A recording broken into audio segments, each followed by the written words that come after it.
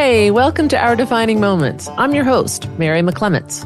In this podcast, I talk with people about the split-second moments in their lives that sent them in directions that they never expected.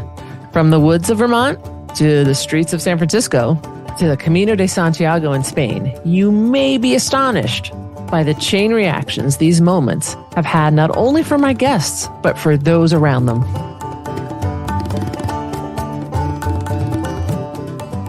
Well, hello, this is Mary, your host from Our Defining Moments, or ODM for short. That's kind of catchy, ODM. Today, my guest is someone who is a lot of things, let me say, and who has done a lot of things. And as always, I'm so thrilled to be meeting with my guest. And today it is Roxy Bombardier. And today she's going to be talking about her defining moment, of course. Roxy is a longtime amateur cyclist and racer, competing in gravel and mountain biking and cyclocross, clearly a badass.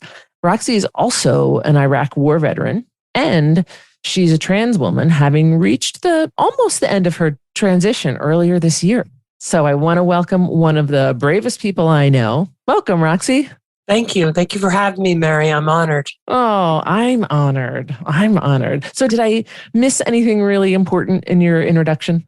No, those are the interesting parts, in my opinion. I'll ask what the less interesting parts are another time, but yeah. So, Army vet, bike racer. Mm-hmm. You also work in IT for a major university. And those are things you do, right? But who you are, among other things, is a beautiful trans woman who has sacrificed so much in your life to be where you are today. And before we get to your defining moment, can you speak about your transition journey? I know it's Absolutely. A long journey. Yeah, I've known that I was a woman since I was 11, when I first started trying on my mother's clothes in secret. And my whole life, I looked at beautiful women and wanted to be that. And I developed the association early on that that's what all, sort of quote, boys wanted, was to be, for me, quote unquote, not to be crude, or to be inside that, if you will. And and that is what I thought was the basis of sexual attraction, for example. I thought that, and I wanted to be inside that body.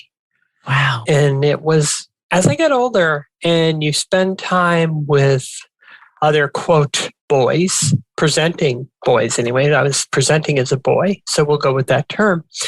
You start to hear locker room talk about girls, and you start to hear boys and men describe it like an ultimate satisfaction is sort of the act, if you will. But for me, it was clear to me that the attraction for me was being inside that, being that beautiful, being able to express oneself that way. Wow. And so I, for years and years, would dress in secret. I played with makeup, things like that. I was very good at hiding these things because my parents were very conservative, and my mother in particular is extremely trans and homophobic, extremely. So I heard very hateful things. So as a result, I internalized a lot of that hatred. Can I pause for a second? Yep. Looking back, we have so much different and more perspective when we're older. Looking back, do you think, so you're hearing boys talk about women, and do you think any of those other boys ever felt similar to you? Like, I actually want to be in the body of a woman. It's possible. And I have met some since in surprising places, but by and large, I felt no, it was more, I don't feel like transgender women are a high percentage of the population, but they're definitely out there. Right. I was just curious if maybe there was one young boy who you look back and you think, he was less of a bully, or he was something different, or anyway. Certainly, I went to school with people who I would certainly clearly, in retrospect, I could see were gay, but at the time it just was not okay because it was viewed in rural Vermont at the time, particularly Richmond, which was very conservative and, as it were, full of rednecks who were really mean-spirited, quite frankly.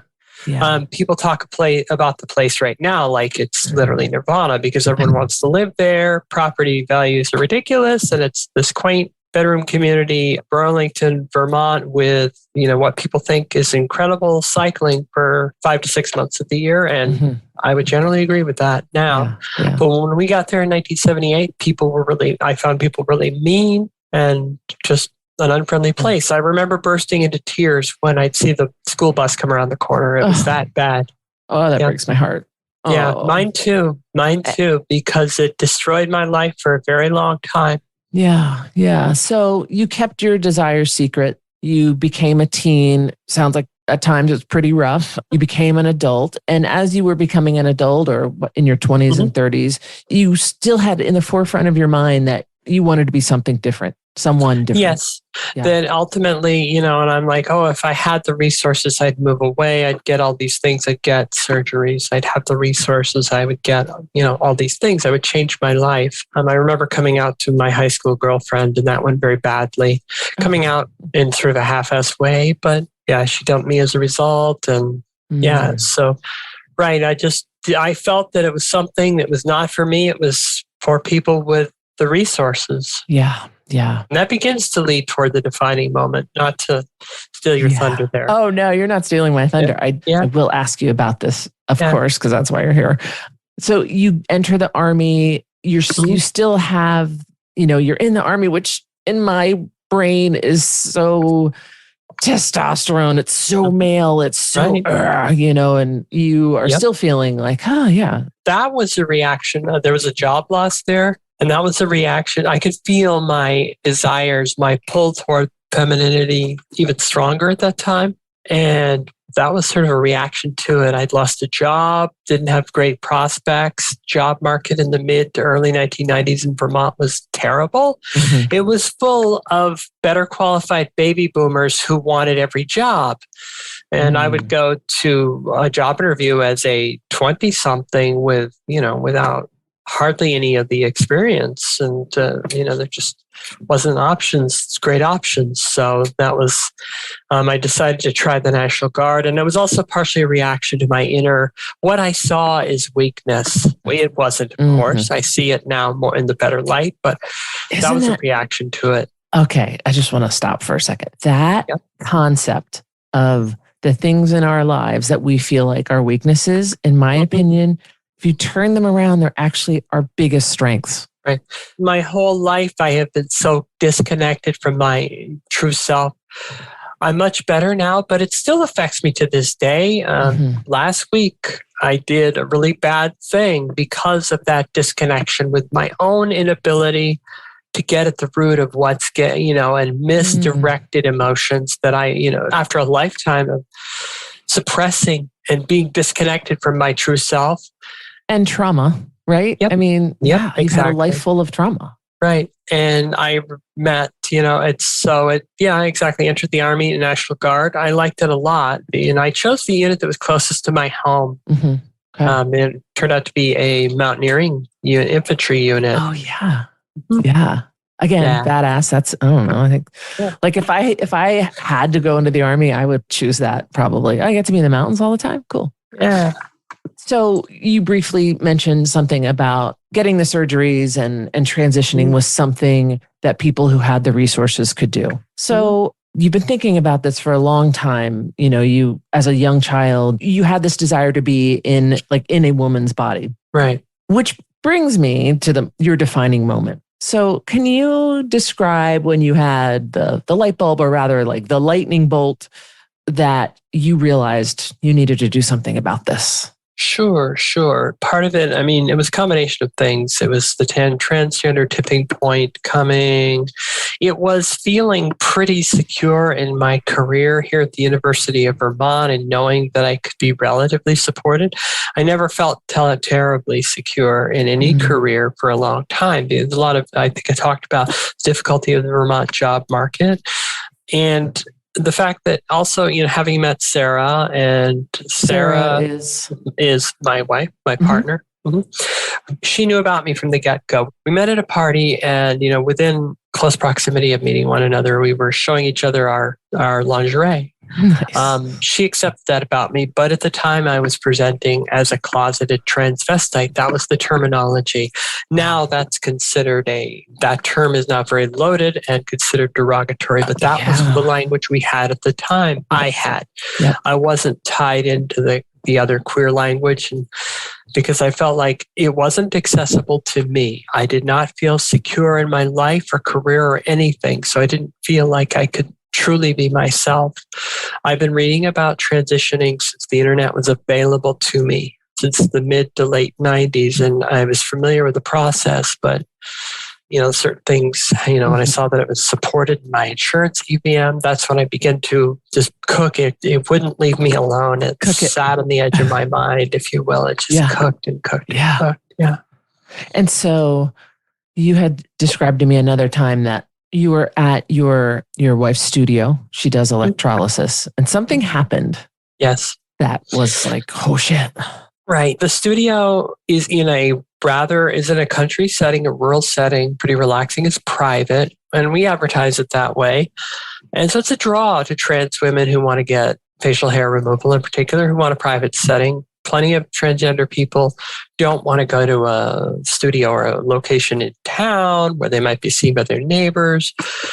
So we feel there's a certain draw there, but these trans women began showing up for electrolysis, and I would be working outside doing chores in the yard.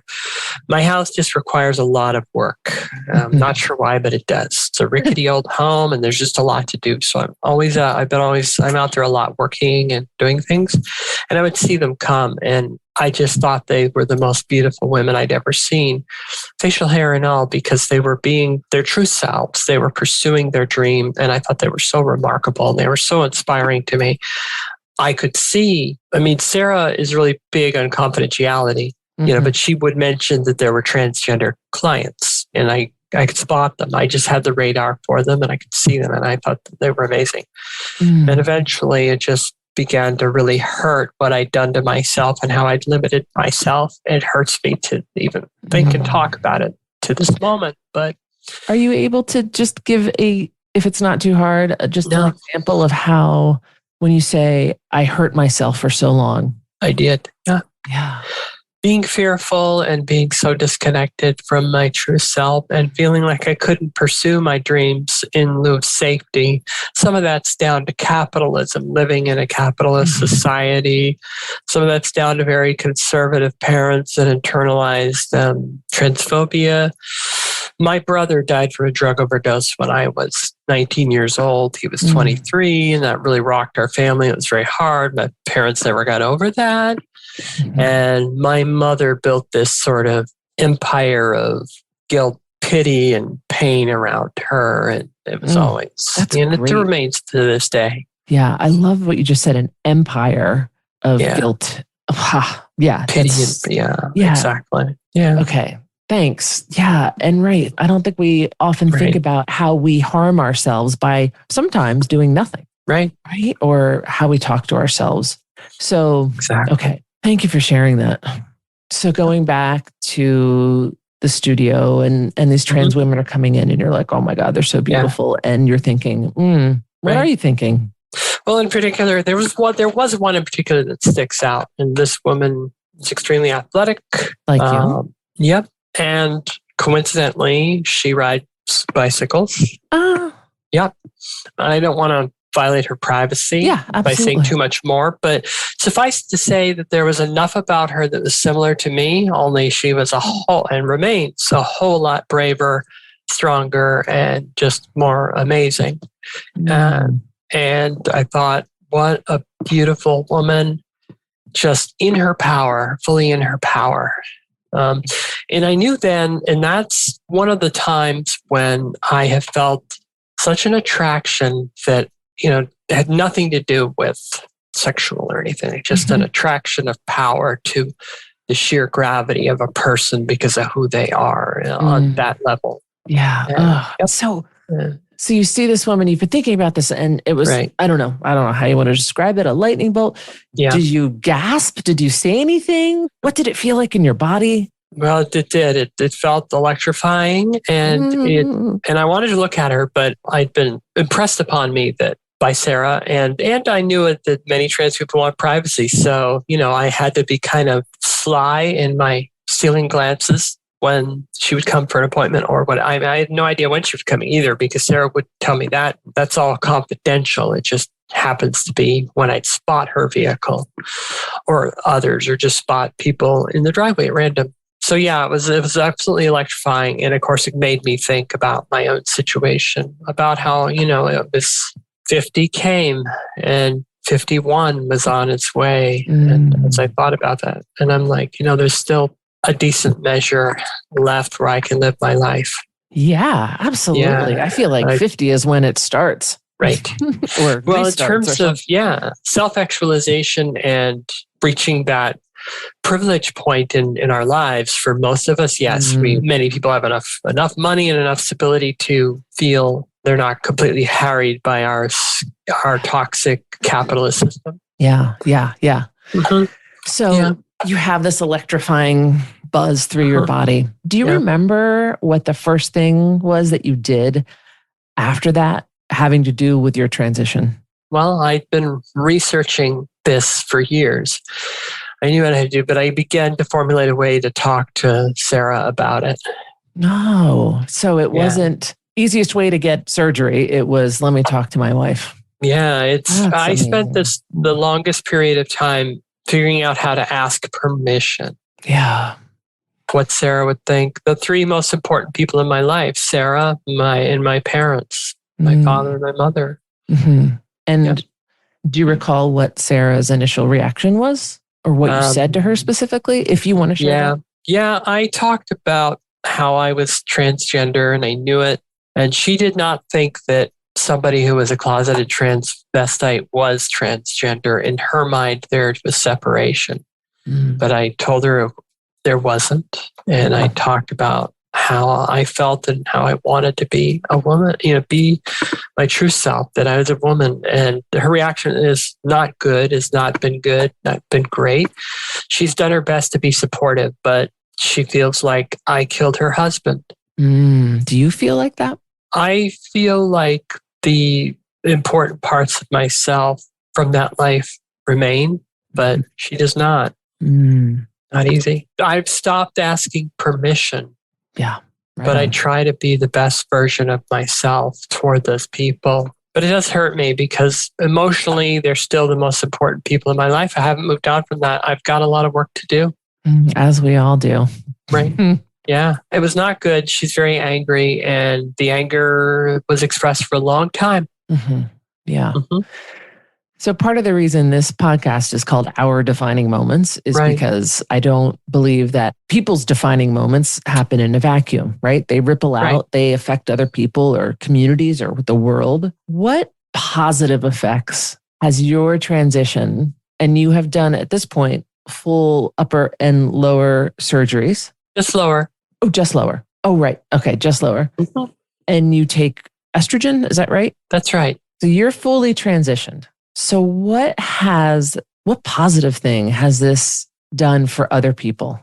Well, I have a lot more friends, and I have this sort of new friend group, mostly women that I ride bikes with, mostly. And you're an example, and other friends. And it allowed me to feel much freer and happier and reach out and make new connections. Yeah. It's been extremely positive in that regard. To see, it's helped me embark on a lot more self-discovery, self-actualization, and working on my own mindfulness and trying to work on my own anxiety disorder, panic disorder, PTSD, and issues from my military service that I struggled with. Last March, for example, I struggled terribly. It was a very rough time. Yeah. I thought I might end up hospitalized. It was that bad. And that was after your last surgery, right? Yes, a month exactly. After. Yeah. Well, it was, I got the surgery in early part of the year. So it was 3 or 4 months later. Okay. Yeah. So I want to go back to that question. I want to know how other people have benefited from your defining moment, from your choice to make this transition. Right. I feel like the people I work with have benefited. I'm happier. I'm able to do my job better. I'm a lot more fun to be around. I feel like that. I feel that has benefited. people around me, generally speaking. I think that's good.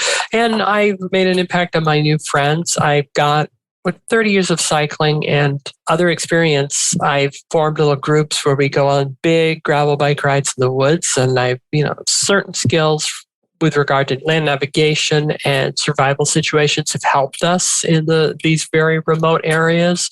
Right. I've been able to use my intuitive sense of that type of thing and situations and timing and planning. I had to train to move and prepare troops in the Army. And so I've transferred much of that to preparing for epic group gravel bike rides in remote areas and helping us organize our timing, have the right supplies and be ready and have a route planned. Okay. So I feel like I've been able to be in and contribute to my cycling community in much bigger ways. Which I'm so glad. And you feel kind of settled in community. Yep. And I know how much people benefit from you being who you truly were meant to be, right? And I see you as a pretty strong advocate for trans people. Thank you. You mentioned a little while ago about Sarah feeling as though you killed her husband. And I see, not being a trans person, but I see transition from the man that you were before to the woman that you are now as like a death and rebirth. What parts of your dead self have you brought forward with you? And what did you leave behind? Well, for example, from my dead self, as it were, that poor relationship with emotions sometimes, like misdirected anger. I had an episode last week where I lost my temper in a bad way and did some bad things about it and made an unfortunate Facebook post. That is we all do it. Well, right? that is very much me of the past, right? And I've greatly reduced that type of thing, but it still represents a relapse, and was it anger? Is it like you're leaving behind a certain anger that you had as a male? Yes, exactly. As well as a certain fear of certain situations and detachment from my emotional self. I'm better at feeling things in my body, and there's greater emotional range in how I feel and how I can define and understand my emotions and live them. And I don't see them, when the negative ones come, they're very hard, but I don't see them as purely a negative thing, because I'm like, I get to feel this, which means I'm alive, which means that as I feel this very negative thing, the flip side, the upside of feeling better is so much more of a joy. Because if all you felt was great all the time, that would quickly become tedious and mundane. Yeah, it's fascinating that, you can make these physical changes and it changes so much more than that. And one thing I've done that other members of the trans community see as a real betrayal and see as not a good thing is I have been very open about, and with you in particular and in this interview, about the work I've had done, if you will, the work, surgeries, etc. And the problem with that is that when you focus the conversation around trans on that, you end up reducing the topic to that level, and it gives permission for many cisgender people to sort of delve and ask questions like that of trans people who may be very more private about it. We want to focus on, like, it doesn't really matter whether or not you get surgeries or what surgeries you get. If you're transgender, a lot of people can't. They can't afford them. I couldn't, I did not feel economically safe. I did not have the insurance for it. So that could have been me. Had I been braver, that could have been me for the first, say, part of my life. That could have been me for, say, 35 or 40 years. Could have been me without the option to get these surgeries, but expressing as a trans woman out in the world and dealing with all that. I wish I'd been that brave. I want to talk about bravery, but before that, I just want to clarify. So it feels like it's more respectful to other trans people to not talk about your specific surgeries. And you've been really open, and I've been so appreciative, and I've learned so much. But that's so good to know. That is the current thinking, and that is what you will hear someone like Laverne Cox say, for example, or some of the bigger towering figures of that. Me, I lean towards openness because, almost to a fault, because I'm just not interested in the deception. I'm interested in, and also if I can provide something or an example for a trans person who is either a trans youth person or someone who's still in the closet, if I can be an example for them, then that will be worth it. I have been told by one person that I was a factor in their coming out. Oh. And that was really heartening because this was another figure in the cycling community. Yeah.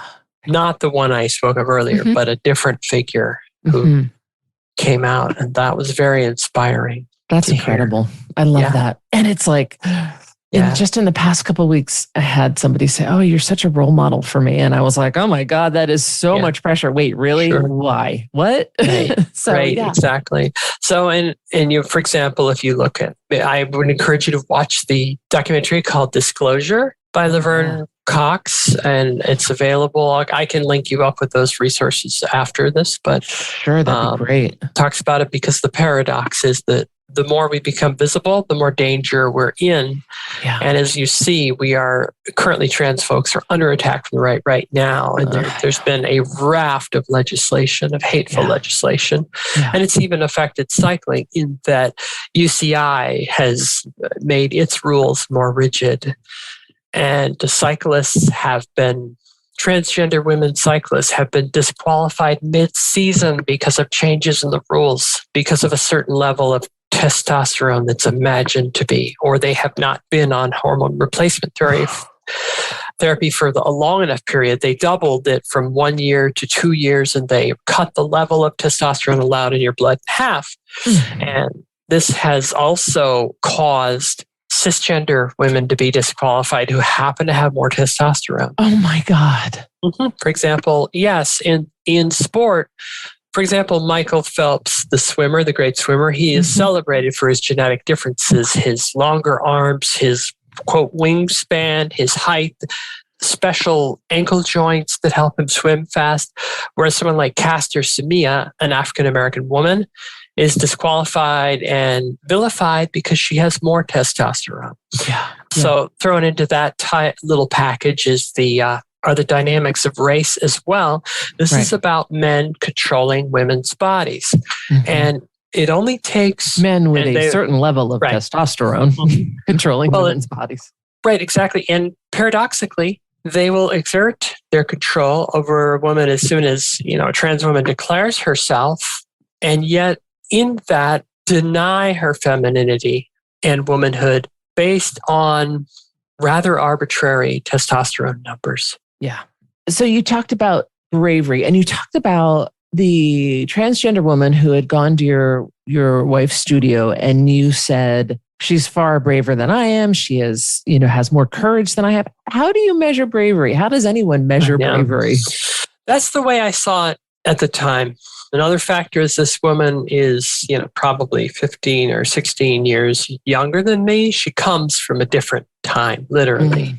One that is currently more supportive toward that. So I don't know. It just struck me that way in simplistic terms. I just saw sheer bravery. And I suppose there was a hint of jealousy, or a hint, not jealousy, envy. Like, look at what she's doing. I want to do that. I want to be myself like her. Do you see yourself as brave? I do. I have had to be brave, quite frankly. And there's been a lot of sacrifice and hurt. So I feel like I've paid a high price. I have on a number of fronts. And mostly, I'm a very affectionate person. There's no touch in my life. Yeah. I have never, ever felt attractive in my life. Truly. And that's been very hard. I work on it. I mean, there have been moments, but I've never felt desired. In every situation, I felt like when I was successful in an intimate situation, I pursued it with vigor and had to act as the aggressor. And that's been hard. Yeah. Yeah. Do you feel more attractive and more desired now than you did before? I certainly do. Yeah. I certainly do. I mean, there's always things. We always want to work on it. We don't see ourselves properly. Right. What is that called? I can't remember. We all have somewhat of an inability to see the good things. We see the warts. Well, if I can interject, my feeling is, like I said in the beginning, you're one of the bravest people I know. Thank you. I mean, in my life making, like, I'm going to do this thing that I know is going to make my family uncomfortable for about 20 minutes. And it's still scary. You've done something that has made your family, they really struggle with this. I know you've talked about your mom in the past and how much, I think you had said that you realized that your mother was not on your side, that she claims to love you, but she's not on your side. And how, oh my gosh, how brave that is to be authentic. And I just saw a quote this morning. I want to pull it up. I was raised by her to be detached from my true emotions because of the lies. Wow. So this quote I saw this morning, and I think it's so poignant, is so much effort goes into trying to be perfect, but how much more attractive are vulnerability and imperfection? Like, so much so. And you've been so vulnerable. And it blows me away. One or two last questions. And you know, I'm a trauma and career coach. And I ask this question sometimes of my clients. And it's, who did this transition need you to become? Well, that's a great question. Who did it need me to become? The person I'm on my way to being now. The woman I'm on my way to being now. I think I'm partway there. When I looked in the mirror in February, I think it was, I knew, I was like, wow, I'm really a woman. That was the moment, the first moment, very mundane, walking past a mirror in my house, doing chores on a random day moment. And I didn't have makeup on, wasn't dressed up. I had a pair of jeans and a simple top, and it just struck me more so ever. I believe it now more than ever. And that was a defining moment as well. It's like, I believe it now. Yeah. Look at myself. I get chills. I get chills when Me too. Yeah. I'm so happy for you. Yeah. And one more question. As many as you want. Okay. Do you feel joy? I have my moments of feeling joy. Most often with my friends on my bike and other moments besides. I certainly do, and I know that. I absolutely know that. Do I feel it all the time? Certainly not. Am I much happier? Greatly. I'm much more satisfied. Yeah. That's great. I didn't know you well when you were a man, but you seem a lot happier now. Have you ever thought, oh my God, what the hell have I done? Yep. Yeah. When my wife put away her wedding rings, when I tried to give her an anniversary gift and she, it's like, I don't really want it. That's no longer a happy day for me. Wow. Moments like that. Yeah. I certainly have. Roxy, I'm sorry. That there's no putting the genie back in the bottle. Even then, as hard as that was, I knew that there was no going back. You don't undo those things. Yeah. Would you ever go back? No, absolutely not. Yeah. I'm here and I'm staying. I'm staying. I definitely am. And I'm sorry for what Sarah feels. And I'm sorry there it is. Right. It's not your responsibility to make her feel one way or the other. And she feels how she feels all on her own. And, I've met Sarah a few times and she's so lovely. And we're adults and she gets to choose how she feels. Right. Yeah.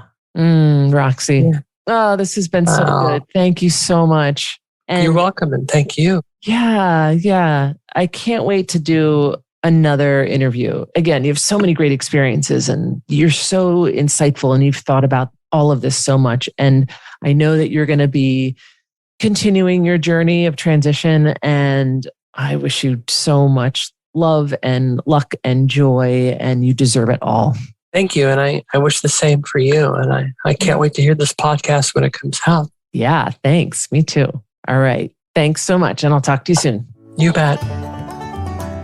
This has been Our Defining Moments with Mary McClements. I'm back next week with more stories of moments in time that changed someone's life forever. Please rate and review the show and subscribe wherever you get your podcasts.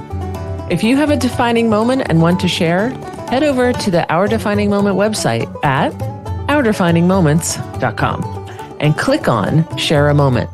I'm always interested in people's stories, and I may feature you on the podcast.